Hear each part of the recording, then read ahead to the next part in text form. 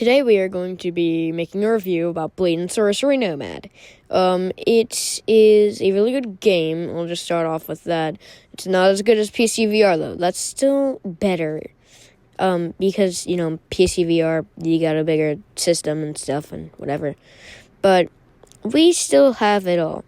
We still have Nomad and we still have a lot of stuff. So let's start off the video.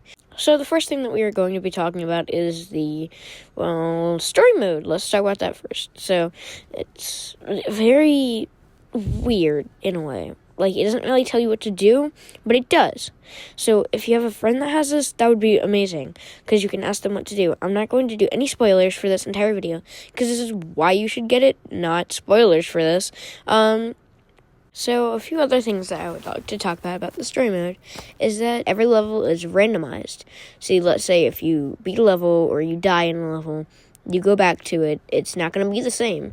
It's going to be different. The rooms are going to be different, items are going to be different, and everything like that.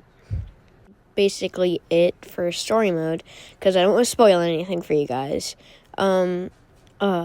So I guess we should talk about Sandbox next. Sandbox, since it's not really anything important, you start off and you can pick where you want to go to the travel map, and I would pick Arena, because that's where you can usually do the best damage at, in my opinion. And then whenever you're there, you can spawn items, weapons, and then there's a book. You can do that, and then you can spawn waves. As you can see in the background here, you fight them, and you can do endless waves and everything. To be honest, Sandbox is one of the most important and one of the most funnest modes in this entire game, because of one small little thing. And that little thing is mods. Yes, Blade and Sorcery comes with mods. Whenever you first get into the game, there's going to be play, there's going to be options, I think there's going to be exit, and then to the right, there's going to be mods. You're going to click on mods, and then it's going to show you a lot of stuff. See, the best thing in this is that you can basically look up anything. Let's say, I'm an Invincible fan. Look up Invincible. There's some armor packs. There's some weapon packs, probably. Stuff like that. It's really good, because the modding community usually makes at least a couple of mods daily. And the mods usually aren't that bad. They're really good, usually. Especially, more realistic mods, not really realistic blood and stuff like that. See, how you download them is that whenever you first look at it, there's going to be a little button on the right of the mod. You're going to click that, and then on the right, it's going to show you how many gigs you have left, how many gigabytes, and then you're going to, watch it download, and then it won't let you leave while it's downloading, though. And whenever you leave the mods thing, you can't go back in it unless you reset the game. So let's say you leave it and you want to go back in it because you forgot something, you gotta reset the game. And that's basically, mods are the most important thing in this game, because they're game changing.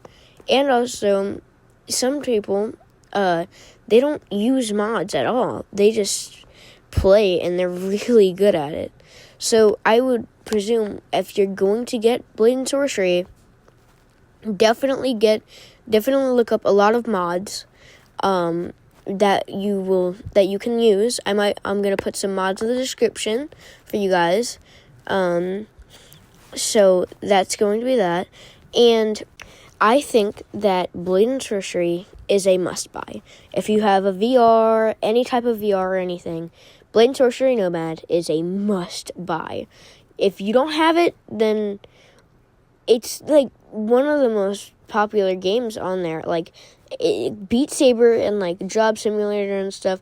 Mostly everyone has that stuff, and if you don't, that's still fine. But it's one of the OG games. The most amount of people have these games, Gorilla Tag, Beat Saber, Job Simulator, all that stuff. I would say that this is up there with all of those.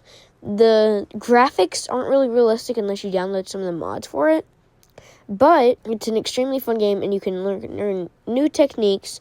You can fight people, you can download mods for those things, and, you can fight, skeletons with the mods and everything, and it's just a fun game overall. It's an essential.